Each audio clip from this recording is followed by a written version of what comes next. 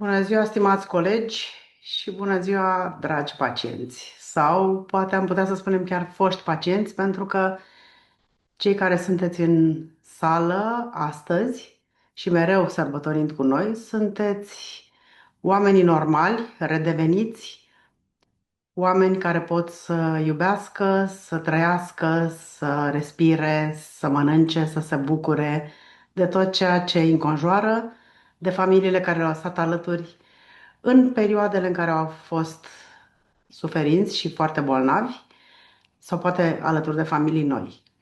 Suntem împreună aici și chiar dacă nu sunt cu dumneavoastră, credeți-mă că sunt cu dumneavoastră,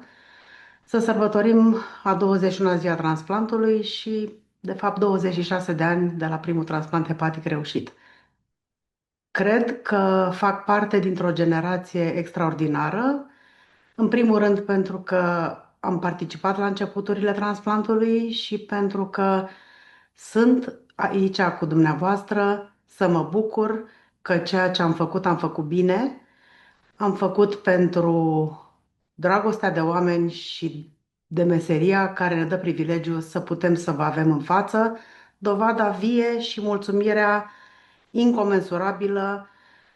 a unor eforturi care și pentru noi sunt extrem, extrem de mari.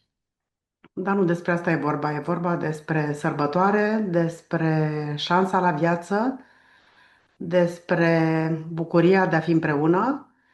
și despre faptul că vă doresc să ne vedem la mulți ani în continuare, sănătoși și fericiți, la zile de sărbătoare și nu numai. Vă iubesc!